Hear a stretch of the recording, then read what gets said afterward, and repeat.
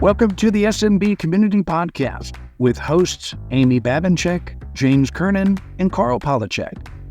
Produced by Kernan Consulting and for the international MSP community. We are dedicated to making every IT professional a successful IT professional. Hey everybody, welcome back to the SMB Community Podcast. This is James Kernan with Kernan Consulting. I am back with my good friend Amy Babinchak. Hey Amy, welcome. Hello, James. I had a great weekend on the boat, I think. Did you get out on your boat this weekend?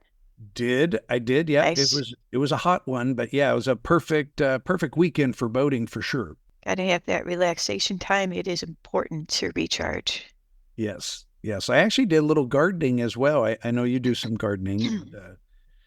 Oh, don't ask me about my garden. My garden is so terrible this year.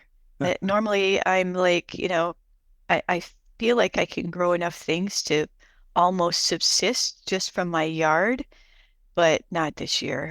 I would be starving if that was the case. Nothing has gone my way. Yeah. Yeah, It happens. That's what keeps it interesting. Yeah, the weather hasn't helped the plant life, but to me it's relaxing. I love doing it, even in the 100-degree heat. Yeah. Yep, me too. I find it really relaxing. I mean, I call myself the 30-second gardener because, um, I mean, it's more than 30 seconds, but I literally don't spend vast amounts of time out there. I will go out and do something and then come back in, right? So I'm just out for a short amount of time amongst the plants, making sure everything's still going well, and then, then back in. So it doesn't take an enormous amount of time, but it is an awesome brain reset tool. Yes, I couldn't agree with you more. There. So, hey, we had a great question of the week come in. It was kind of a simple one, but they were talking about reselling professional services. So the question that came in that we could talk about is, should you quote hourly or fixed fee for projects? So hourly or fixed fee for projects? What's your thoughts? Well, I'm sure you and our audience will not believe this, but I have a third option that I used in my MSP. Yeah. We actually quoted it as an estimate, so like an educated guess, right?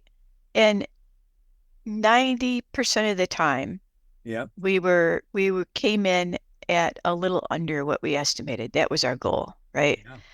Yeah. Um, and then, but if, it insulates you a little bit from project creep, which Mm-hmm. is a huge problem. And if you're not very good at managing project creep, quoting as a fixed fee can really kill you. Yeah. And quoting hourly will make your client feel like they're being nickel and dimed, sort of like, oh, we could do this for you, but it's going to be 10 more hours, It's like, That's so funny you said that, because early in my MSP, my team was newer at trying to quote fixed projects. I think the real answer to the question is ideally you want to get to fixed projects, but early on my team wasn't very good at estimating. So what we did, Amy, is actually very similar, but we called it a good faith estimate. So it was a good faith estimate based on our experience, but we did prepaid blocks of time. So it was like, hey, we're going to, based on our experience in doing projects similar to this, we're going to do a prepaid block of time as a good faith estimate of 100 hours.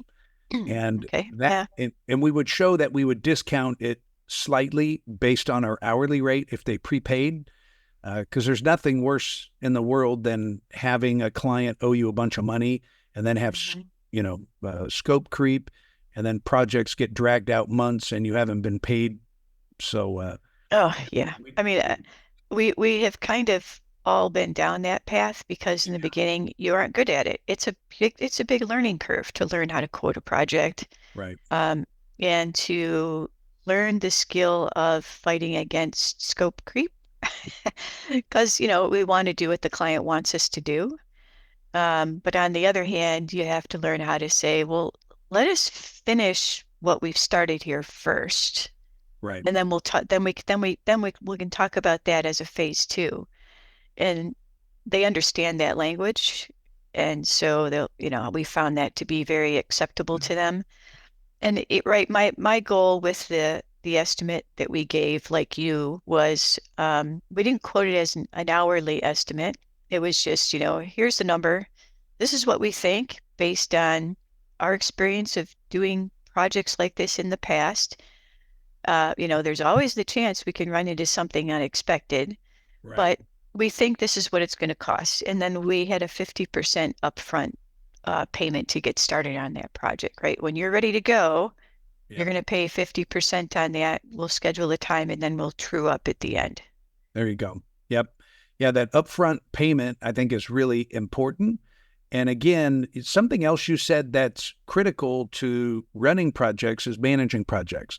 And you said if you aren't very good at managing projects, you might consider doing something like this, give them an estimate, collect 50% up front.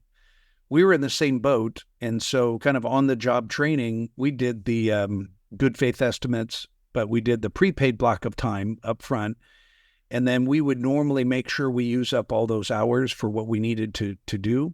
But we would discount it. Now, if they said, oh, we're not going to pay for 100% of this up front, okay, well, we'll do milestone billing. And like you, we ask for a big chunk up front, 50% or greater.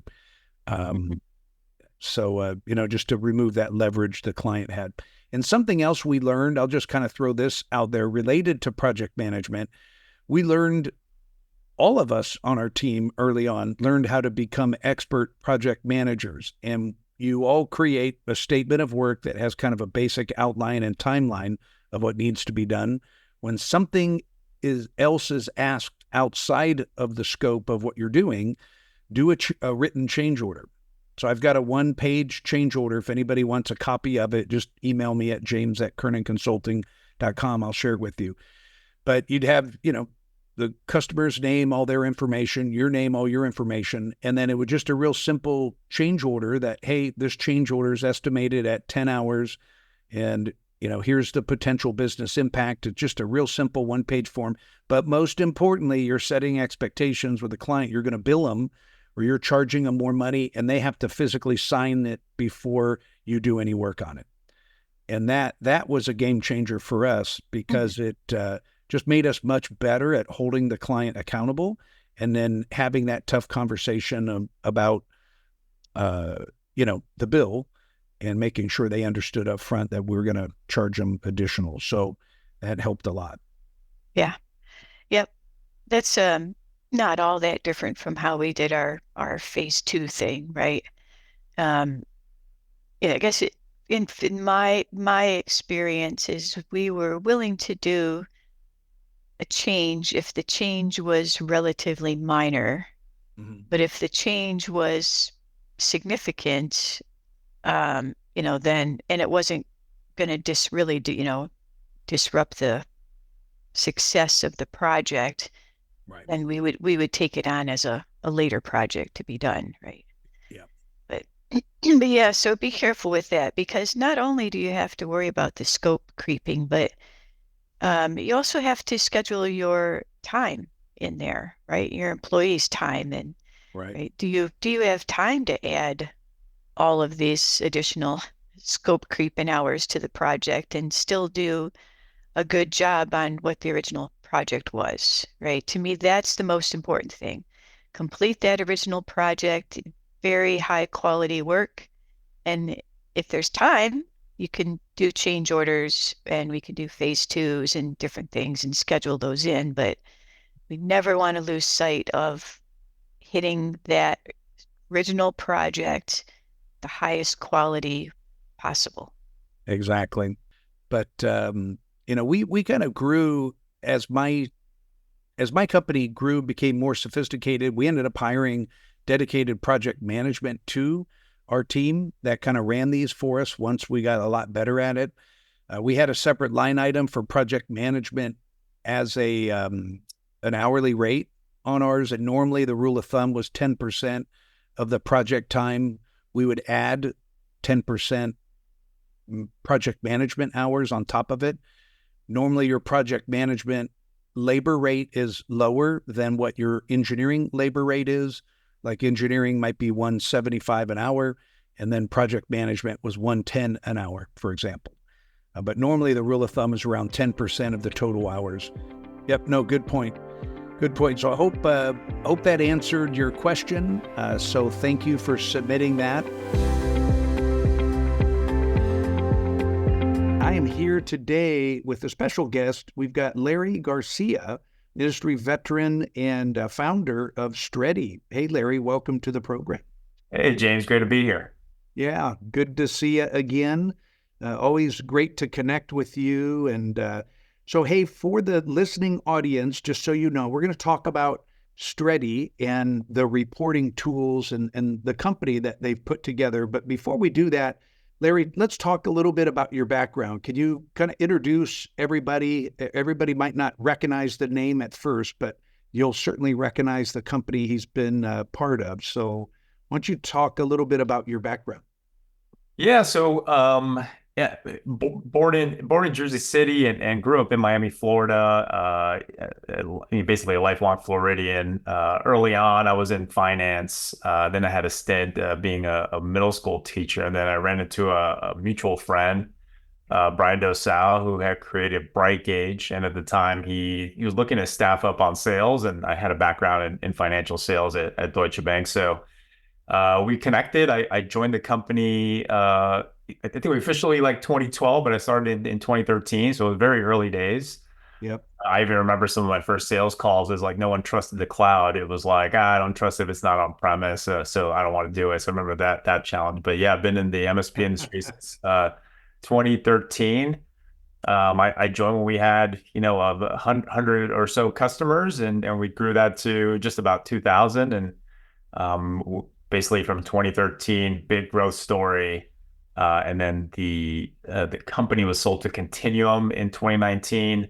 I took over as office lead, so sort of a GM figure inside in Miami with Continuum for the year, and then subsequently they were acquired by ConnectWise. So Continuum as a whole was acquired by ConnectWise, and Bright Gauge was part of that sale. So was on that journey just for about a quarter. And then took a little bit of time off, and then we're back here sort of in our second act with Strety. So that's sort of a quick overview of my sort of career trajectory and where I kind of came into the MSP industry. Gosh, it's been a decade plus at this point. But we definitely understand that this product is very useful to any SMB, sort of generically. And so we do have thoughts around and the ability right now that if an MSP has a client that is looking just to get a little bit more professional business operations systems, has a client that maybe is working with a coach to get things a little bit more professional and process oriented, that the MSP can provision licenses to that customer of theirs. So again, very MSP focused, very much building for MSPs, but being very cognizant that they're going to have a lot of clients that have a meeting inside of Strety with their MSP and going to want this software too. So I think that's a sort of an exciting opportunity of spreading sort of process oriented business operations to their customer base. Yeah, that's a good point. I mean, most of the clients that I have that are using your tool it's just set up as a standalone. It's not really taking advantage of the integrations, and again, that's one of the big features there. And it's such a powerful tool. It's not just for MSPs. It can be really for any small, mid-sized business. So love it. Love it. Awesome. Okay. Well, anything else that you want to share with the listening audience here? Is there a way to get a hold of you? Is there any, what's the easiest way to connect with you and your team?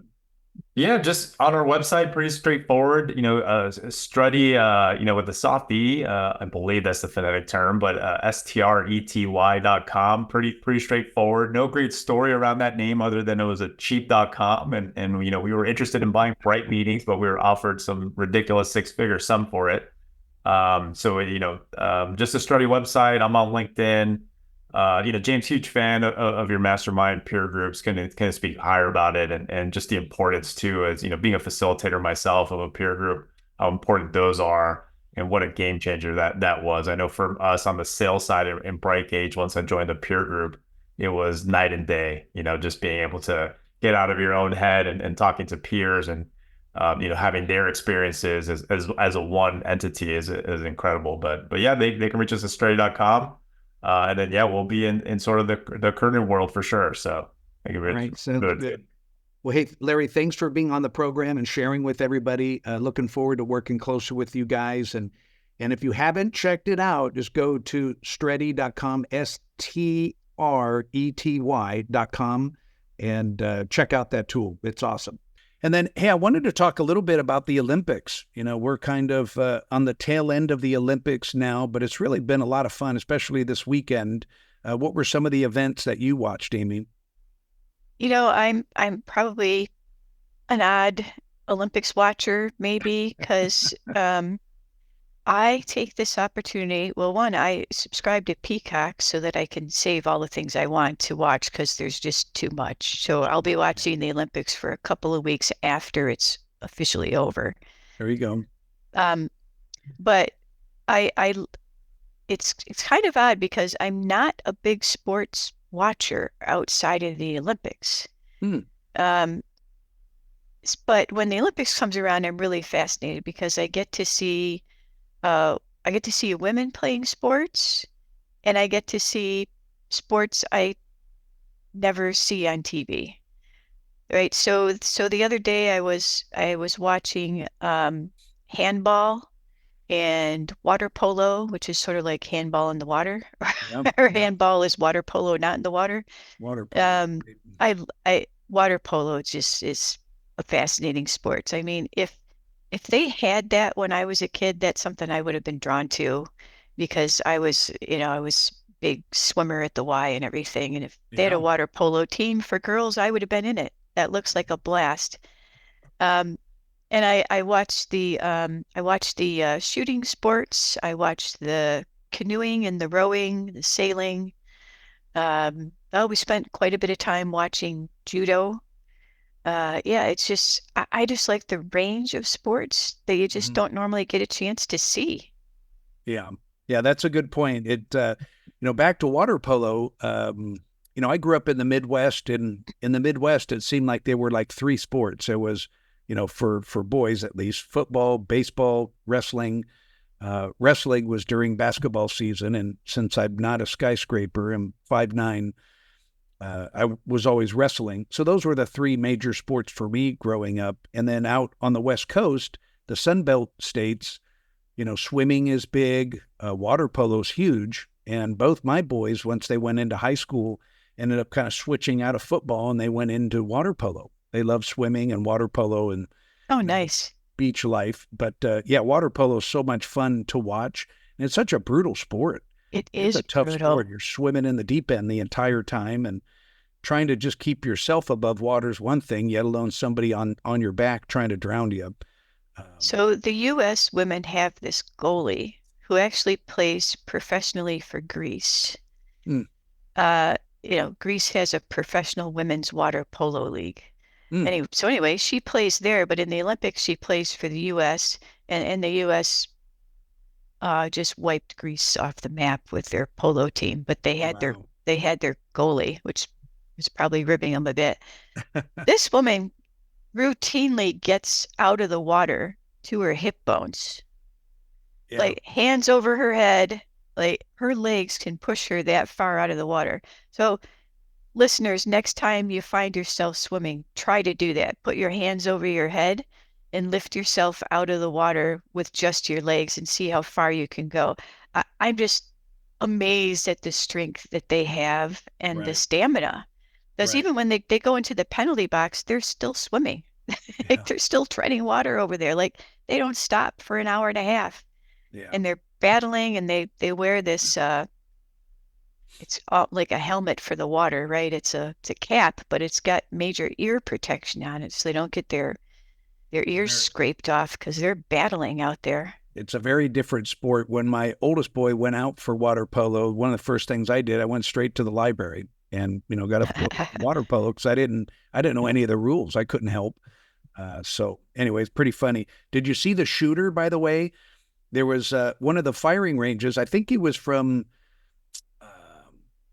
maybe an Eastern European country, maybe Turkey. I think he was from Turkey, but it just looked like an average chubby, middle-aged man, gray hair. He's had like normal glasses, jeans on, tennis shoes, and he comes out and ended up getting the silver medal. He just was an expert. And then everybody else that was shooting was like in these, $5,000, overall suits with the specialty glasses and earmuffs, and they all look like pros except this old guy who he was awesome. That was fun. I did see that. He's on every meme now, but I haven't watched the pistol yet, so I don't know what they typically wear, but I did watch the women's air rifle 3-position. They do prone, kneeling, and standing. Fascinating, and it's this when you start watching it, it's kind of slow because there's a whole bunch of players, but then the last two get knocked out every time, so the field gets narrower and narrower and narrower until when you get down to the gold, silver, bronze, it's basically a shootout. It's like whoever's lowest on the next shot gets the bronze, who's ever lowest gets the silver, and then the gold is left standing. And there's a great story, and you and I have talked that we actually enjoy the stories of the players. Right. So the U.S. had the oldest woman in the air rifle competition. She was the ancient age of 30. Oh, that's old. That's old. Old, I know. It's apparently old for an Olympian, but she'd been in the Olympics a couple times before. But had never gotten a medal. This time in the 3-position rifle, she got a silver. And she was so excited and so happy with that because she had never landed a medal before, and she had a great day, and it was just really wonderful and heartwarming to see it happen. Wow. Yeah, that's awesome. There's so many great things to watch, and you mentioned you kind of like watching the sports that aren't on TV very often, shooting, for example, that's a great one. I enjoyed watching the women's gymnastics. That's Simone Biles, how she can jump in the air 12 feet. She's just amazing. And she's only 4 feet tall. It's just astonishing, isn't it? Right. It's like a little ant. It's amazing. Did you see on the men's gymnastics? I'm not a big gymnastics watcher, but I did tune into this bit just so that I could see it. There's a men's gymnastics guy on the U.S. team, and all he does is horse. And he can't see very well, so he can't do much to the other sports, but he just became a specialist in the one thing. And normally that's not the case in gymnastics. They have they're sort of all around gymnastics athletes. And if you've never encountered a gymnastics athlete in person, they're probably the most fit athlete I've ever encountered. Yeah, very they're physically fit. So strong. But anyway, he nailed his one thing and pushed the U.S. men's team to a medal with his perfect thing. So nice. I love it. Yeah, they did a great job with the stories, telling how, tragedy in the past of this athlete, and they overcame, adversity, and now they're in the Olympics and they medaled, and I love those heartwarming stories. So good stuff. Good stuff. Technology-wise in the Olympics, I don't know. There's a massive amount of technology. And I don't know really how any of it works. Like, measuring the who won by 1,000th of a second. Right. I mean, like swimming, they're all 3-4 people will finish within 1/100th of a second. It's like how can they even be possible? So and they used to measure by the 10th of a second, and then the 100th of a second. Now they're measuring by the 1,000th of a second. Wow. I mean, that's how. I don't know if we've pushed the level of human possibility to where that everybody is so close that we have to measure it out that far. And gosh, the cameras and the clocks to be able to do that. And imagine if you were off, the angle was off just a little bit. there goes your thousandth of a second, because the camera wasn't exactly in the right place to measure to the thousandth of a second at that point where you were. Yeah, they had it's just one of the underwater. So the main camera was up above, and all the men jumped off the platform and were swimming. And my wife noticed the underwater camera moving out about 5 yards in front of the lead swimmer. And she's like, "Hey, what's that? This looks like a horse race." And I went, "Yeah, it's exactly right. That's the rabbit they're all chasing after to try to keep up with. That's how they stay on course." But yeah, it was a I was actually wondering if that was an advantage to the person who's in the lane. Yeah, camera it chase that they can chase, but it probably is. It probably is. It keeps them fired up. And then so I also wanted to mention, so last week I was at ChannelCon, and ChannelCon was a great event, 1,500 plus people. Just kind of was in a blur. It was I think Tuesday, Wednesday, Thursday of last week. And nothing really earth-shattering, I think, from an announcement standpoint. It just, if you've not been to ChannelCon, it's one of those bigger shows that normally we're not big fans of, but it kind of felt like more of a vendor show, where there were probably at least 200 exhibitors. They had a big technology show for each of those days. A couple good breakout sessions I really enjoyed that was able to participate in. A good M&A one that was exciting.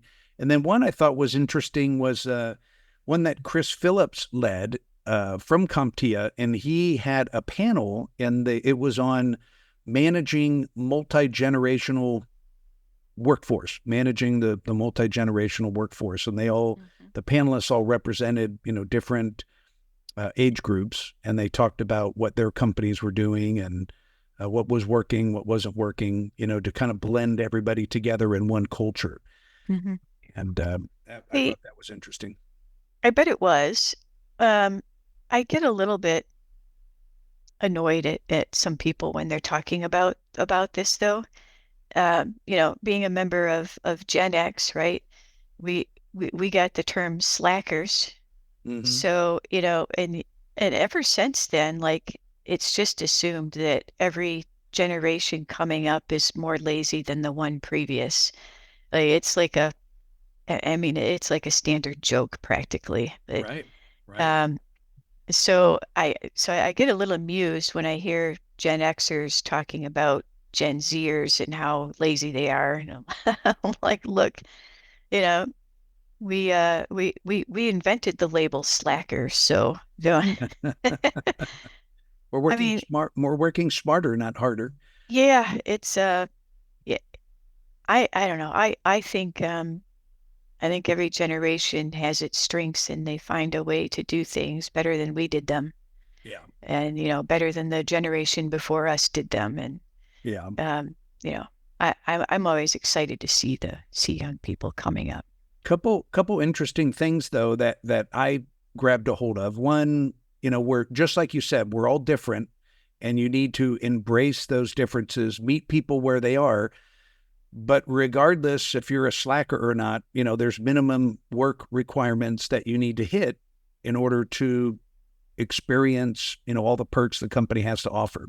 So, to me, I like that. I like having a high performance team where we work hard and play hard. I was always part of those teams. And, normally you're working in a smaller team. And, if you do work with other people that are work avoiders, they're always looking at ways of getting out of work, and they're the big time slackers, it's going to bring down the whole team. So I liked how they kind of addressed that with just saying minimum work requirements. And there's also more of a push to come back to the office, and more people are doing that in a friendly way. They're not forcing it, but it's there's more and more. It just seems like there's, instead of 100% remote, it's a true hybrid model where the majority of the time, maybe 80% of the time, you're in the office, developing that culture, and people are seeing a lot of benefit from that, emotionally, performance-wise. So I thought that was interesting to hear as well. Yeah, it doesn't surprise me that hybrid is where this lands. I think if you're going 100% in office, you might miss out on potential great hires. Yep. So I think hybrid is where things land today for the most part. Yep. I agree. You need a little bit of that flexibility that we've all learned how to embrace and enjoy, but you still need to hit the numbers, and get things done. So I think that's important. But and then really kind of in closing, there were a couple other worthy news topics. They're all really related to the volatility, I think, of the economy. The Bitcoin had taken a big nosedive over the last week, 2 weeks. And then the stock market, specifically the tech stocks last week, I think a lot of announcements came out, and it was a really bad week in the stock market. But all in all, I think we're still in a good spot to rebound from all of that. Do you have any words to the wise as it relates back to some of those leading economic indicators, or at least what's happening in the market? Well, as far as your MSP goes, I don't think I would worry about any of it. I think that businesses, especially smaller ones, are doing well, and they're doing fine, and everything is copacetic. And you should, as we talked about last episode, keep marketing all the time. Yep. Keep doing your thing. Ultimately, you are not macroeconomics, you're microeconomics. You're an economy of one, and you're in charge of it. So don't let the news dictate what you think's going to be happening with your business, right? Just because the stock market goes down doesn't mean that your business goes with it. But I have seen people have that attitude, and they'll start acting as if things are really bad, and then guess what? Their business shrinks right with it. Right. So try to always be on the sunny side. Keep doing what you're doing, and don't worry about the big macro news that's out there. Now, having said that, we do seem to be at a time of inflection. I first noticed because a couple of weeks ago I had a CD, and it was supposed to roll over into the next thing, and and the banks rejected it and refused to roll it over because it had a high interest rate. So all the banks have lowered their interest rates on CDs, meaning that they're anticipating that the interest rates are going to be lowered by the feds. Yeah. And they probably are a lot better at predicting that than any of the pundits, and better than I am. So we do seem to be at an inflection point of where, it's so hard. No federal action has ever taken place to actually prevent a recession, like ever. They've always failed. This is the first time in the history of the United States we've been able to stave it off this long. And so they've done a good job of it, but are they now being too cautious with the high interest rates? And is it time to start to bring them down and reinvigorate a bit? Hard to say, because you bring it down, then inflation goes up. Yeah. You raise the interest rates, inflation goes down. So, but also the overall economy goes down. So there's an inflection point there, and I think that's what we're seeing all the stocks and stock markets and everything kind of react to that as we wait and see what's actually going to be happening. Yeah. Rumor has it the interest rates are supposed to be lowered by the Fed here next month in September, but we'll kind of wait and see what happens there. So we haven't seen that for a while, but sure feels like we're due. I think it's going to happen, because this is the first time my CDs have not rolled over, even though we've had this rumor of lowering interest rates for probably 2 years now. They've been talking about it. This might be now. Maybe it's now. Maybe it's now. I think it may actually be now, because the banks are anticipating that will be the case. Yep. No, that makes sense. And stay away from that CrowdStrike stock. So who knows what's going to happen on that. We've talked enough about that, though. So, yep. All right. And Amy brings up a great point. I always talked about there's 4 economies. There's the world economy, there's the national economy, there's the local economy, and then there's your economy.